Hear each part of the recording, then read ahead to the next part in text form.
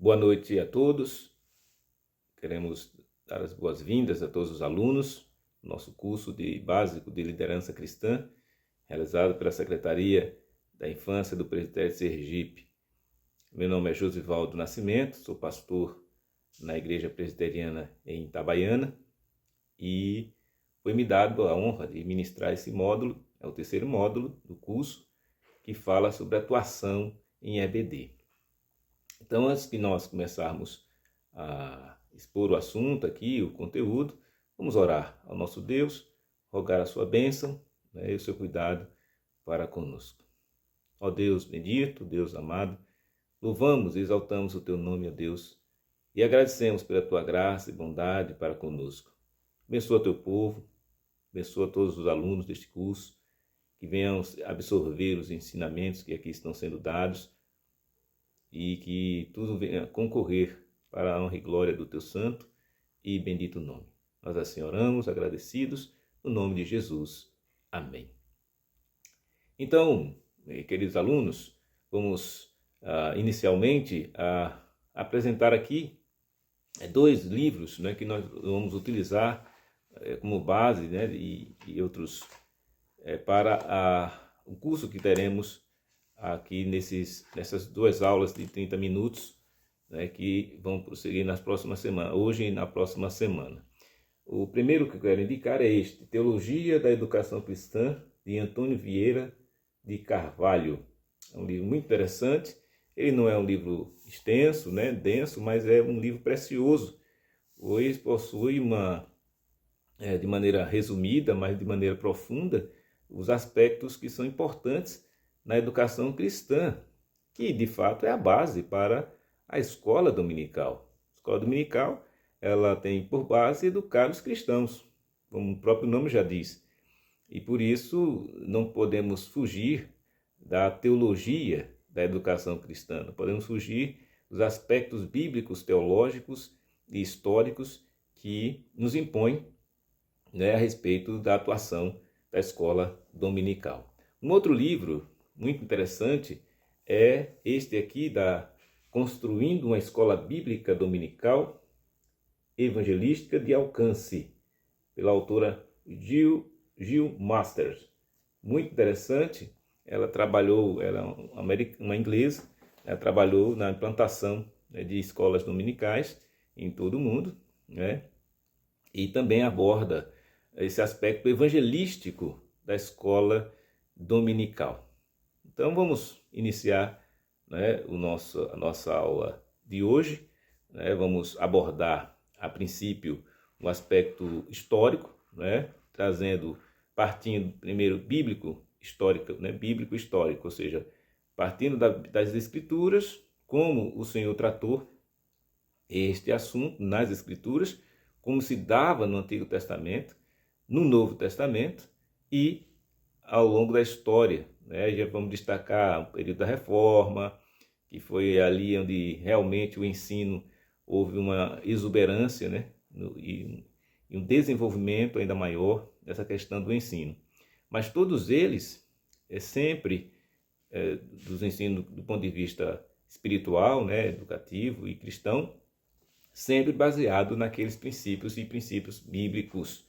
Por isso, não podemos deixar de ver o que é que as Escrituras diz, como se portava, como se dava o ensino nos tempos do Antigo Testamento. Bom, no seu livro Teologia da Educação Cristã, o autor, Antônio Vieira de Carvalho, ele foi muito feliz ao trazer os seguintes aspectos importantes no que diz respeito ao ensino do Antigo Testamento.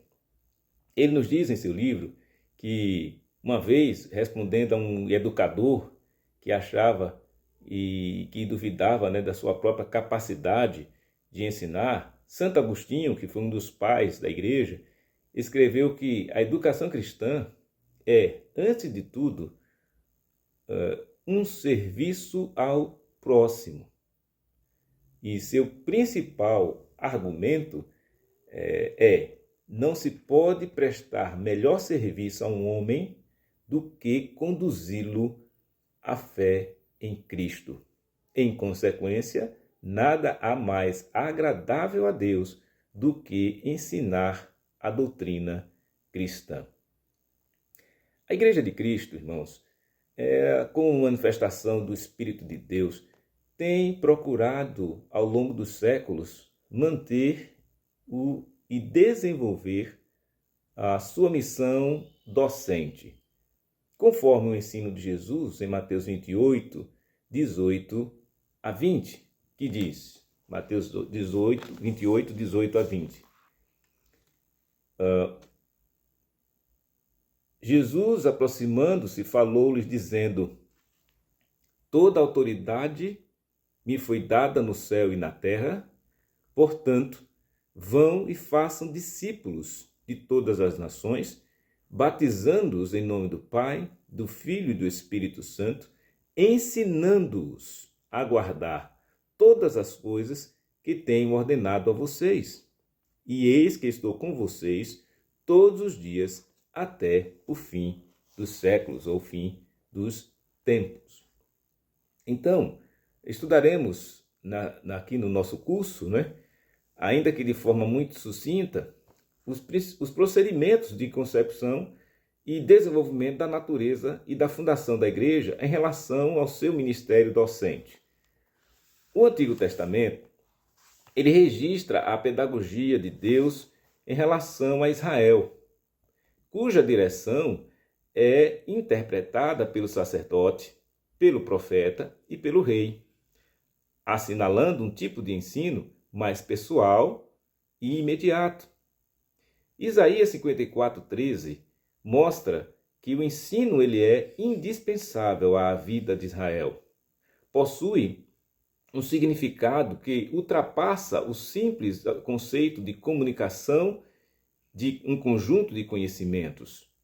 Na verdade, a docência no Antigo Testamento significa o caminho pelo qual Deus conduz o seu povo. São recordadas a cada geração as maravilhas que o Senhor tem feito e cantadas suas bênçãos para o povo, como, por exemplo, nos Salmos 78. Essa recordação do povo judeu não é um mero exercício intelectual, mas uma dramatização na qual a geração mais jovem participa desses fatos. Então, à medida que se relata a história, o jovem israelita, ele cruza com o povo no Mar Vermelho, acampa no deserto, recebe a lei, entra no pacto da aliança com Deus e é introduzido na terra prometida. Trata-se, pois, de um relato que possibilita às novas gerações um meio de participar da história de Israel em Javé.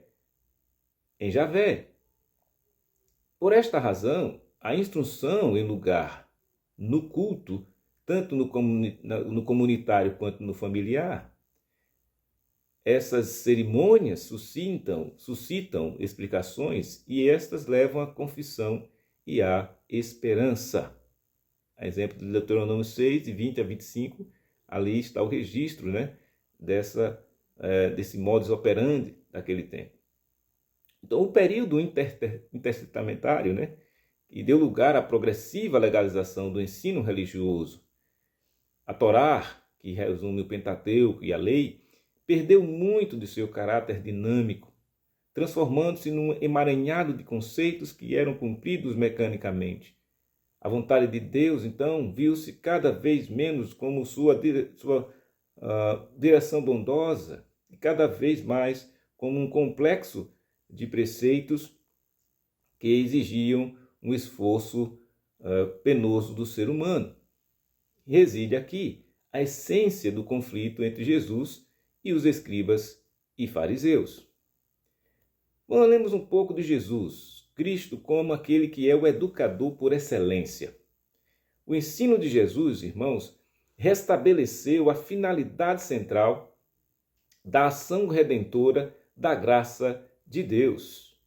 Os evangelhos, eles revelam Jesus como o mestre, que, com seu exemplo e sua autoridade, veio transformar as pessoas de maneira total e absoluta. Para Jesus, o ensino era a ilustração do comportamento de Deus em relação aos homens, na manifestação de seu reino sobre a totalidade da vida do ser humano. Assim, a ação de Deus a um só tempo a doutrina de Deus e o ensino de Deus. Jesus Cristo é o mestre de modo bem distinto dos escribas e fariseus.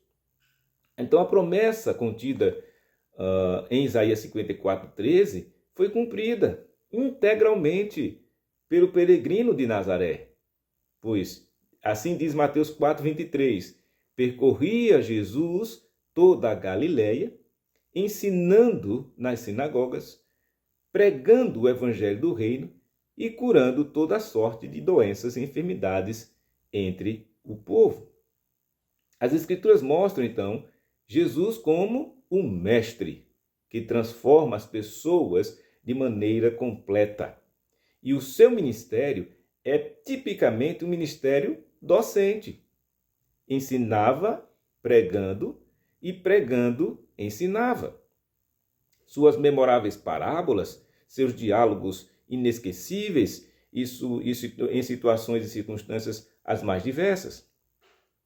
E sua doutrina ensinada aos discípulos de ontem, de hoje e de sempre, o credenciam como o educador por excelência. Por meio de Jesus, é o próprio Deus quem nos ensina.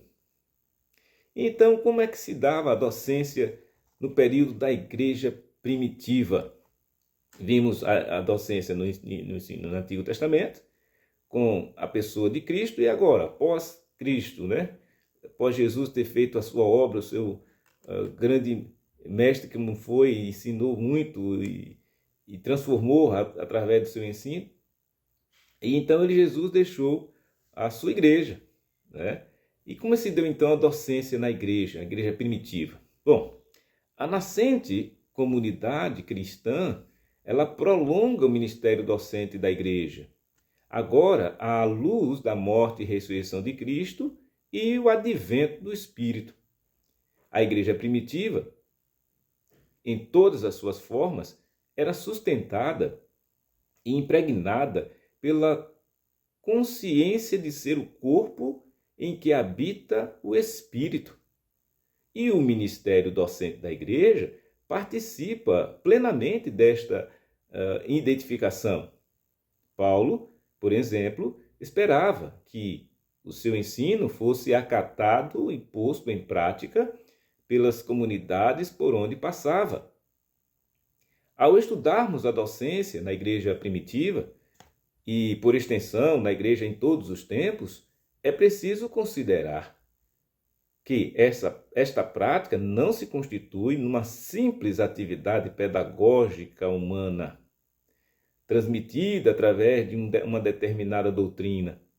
O ensino na comunidade cristã do primeiro século é um dom do Espírito, não um dote individual, mas uma manifestação da multiforme graça de Deus para a edificação e condução da igreja.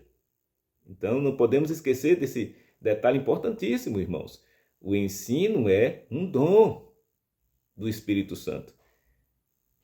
Então, o conteúdo do ministério docente da igreja primitiva concentra-se essencialmente no ato redentor de Deus em Jesus Cristo.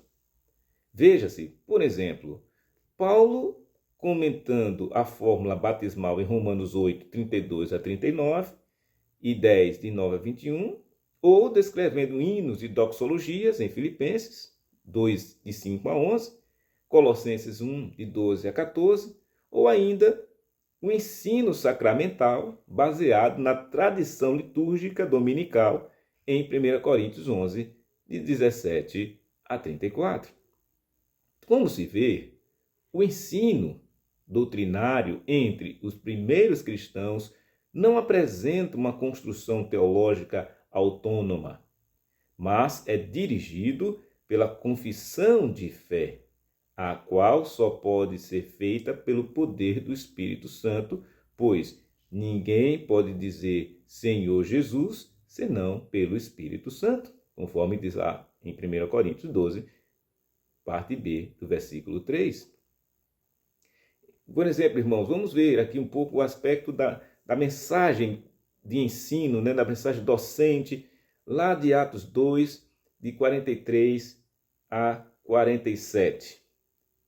Imediatamente após o Pentecostes, registrado aí em Atos 2, de 1 a 42, surgiram 4 significativos sinais da igreja nascente. Primeiro, o ensino constante da doutrina dos apóstolos. Segundo, a comunhão dos apóstolos. Terceiro, o partir do pão. E o quarto, as orações. Estes sinais eram manifestações inéditas, tão novas como o sermão de Pedro no Pentecostes, porque a comunidade era um novo grupo e espiritualmente mais rico, e suas orações no templo revelavam a continuidade do antigo Israel. Os membros da jovem comunidade cristã estavam possuídos de um profundo sentido de maravilhas ao testemunhar os atos dos apóstolos. Atos 2, de 43 a 47, dá-nos então uma descrição do sistema de vida que ocorria entre os nossos primeiros irmãos na fé. Vemos no texto o significado do dom do Espírito Santo para a vida diária cristã. Lança um desafio à congregação moderna em termos de relações pessoais, com uma mensagem profunda para a educação cristã. Os primeiros crentes eram conscientes da presença do Cristo vivo. Como membros de uma comunidade em que o amor e a confiança eram virtudes supremas, considerava a igreja cheia do Espírito, tinha uma certeza do perdão de seus pecados e se organizavam para testemunhar sua nova fé. Eis aí os alicerces espirituais do edifício de educação cristã. Nós vamos ver então esses aspectos históricos do ministério docente da igreja, né? Saindo agora da questão do Antigo e do Novo Testamento, como já vimos, destacamos a Jesus como o educador por excelência. Vamos ver então um pequeno resumo de como isso se deu no decorrer da história. A época do Papa Gregório XI, que foi Papa no período de 1370 a 1378, o conceito de ministério centrava-se no chamado governo das almas, cuja principal finalidade era salvar os fiéis do inferno. E seu ofício era mais penitência, sacramento da Igreja Católica, né, que consiste na acusação contrita dos próprios pecados, feita a um sacerdote, a fim de obter o perdão ou a absolvição.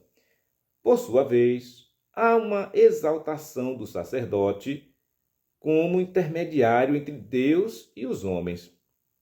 Aqui, então, é oferecido o sacrifício da missa. Não é a igreja, mas o sacerdote que tem parte fundamental no culto. Do ponto de vista educativo, só encontraremos alguns traços do ensino aos catecúmenos do primeiro século com base no catecismo. Esta instrução era transmitida de forma fria e impessoal. E, se nos voltarmos para o campo das missões, estas passam a ser cada vez mais assuntos de ordens especiais, como os irmãos pregadores do século XIII. Mas a consciência docente no período da Reforma. Como surgiu então isso? Com o surgimento da Reforma, o ministério docente da Igreja passa por uma grande transformação, tanto em sua forma como no seu conteúdo. Em primeiro lugar, ao invés de salvar as almas do inferno como sua tarefa central, o sacerdote tem como função a pregação do evangelho de arrependimento. Retomando a mensagem neotestamentária, o movimento reformista anuncia a salvação do homem pela fé em Jesus Cristo. E, neste sentido, a relação pessoal do homem com Deus em Cristo leva ao arrependimento e à fé, conforme nós vemos em Romanos 5, 1 e 2, ou Efésios 3, versículo 12. Temos um exemplo da base bíblica para afirmar assim. Então, irmãos, é a partir da reforma que o culto passa a ser centralizado nas Escrituras. Com esta postura, ocorre então um retorno às origens missionárias e educativas da Igreja. É justamente neste contexto de reafirmação da fé no Senhor Jesus que Martinho Lutero e João Calvino promovem a tradução da Bíblia para o idioma vernáculo. Calvino, ele funda as primeiras escolas públicas em Genebra, Suíça, em 1536, assinalando o início da educação nacional, sustentada e protegida pelo Estado. Este foi um passo gigantesco rumo à universalização do ensino público, se lembrarmos que na Idade Média não se educava o povo, mas apenas o clero e os nobres, instruídos nos mistérios da fé. Percebe-se, então, na época da Reforma, o conceito amplo de uma tarefa docente necessária ao povo de Deus, não limitada simplesmente à mera instrução religiosa. Deste modo, a reforma deve ser entendida como um restabelecimento da palavra, um esforço extraordinário para restaurar o verdadeiro rosto da Igreja, devolvendo à Bíblia o lugar central que lhe correspondia nos tempos apostólicos. Um empreendimento desta extensão provocaria uma revolução no processo de educação cristã. Então, quando surgiu a reforma, havia uma lacuna na preparação dos princípios fundamentais da fé cristã. Lutero percebeu esta necessidade premente e exortava os pais a cuidar da instrução de seus filhos, escrevendo no prefácio do seu Catecismo Maior: aquele que ignora essas coisas não pode ser contado entre os cristãos e não deve ser admitido aos sacramentos, assim como é despedido e considerado incompetente um artesão que não conhece os direitos e habilidades de seu ofício. Em Zurique, na Suíça, Ulrich Zwinglio trata de pôr em prática uma concepção similar à de Lutero, reunindo os jovens 2 vezes por ano para um período de instrução. Já Calvino, ele submete as crianças na faixa de 10 anos de idade a um exame público de uma instrução complementar, se necessário. E vai além.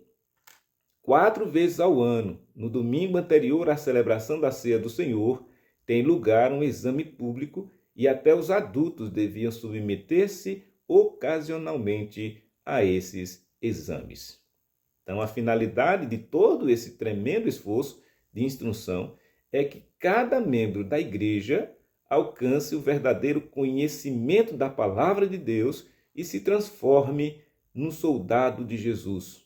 Como Calvino afirmava, com frequência, toda essa ação corajosa desenvolvida pelos reformadores, somada à sede de conhecimentos criada pelo Renascimento, bem como as novas possibilidades oferecidas pela imprensa e por outros meios de comunicação, moldaram então o caráter pedagógico do protestantismo que vigora até hoje. E como está a docência na igreja hoje? Nos últimos 50 anos, tem surgido mais obras sobre o ministério docente da igreja do que em todos os séculos anteriores da cristandade. Mais precisamente, a partir do trabalho de referência teológica produzido por James D. Smart, o Ministério Docente da Igreja, de 1954, Estados Unidos, foi publicado lá. Muito se tem pensado, debatido e escrito sobre o ensino da comunidade cristã.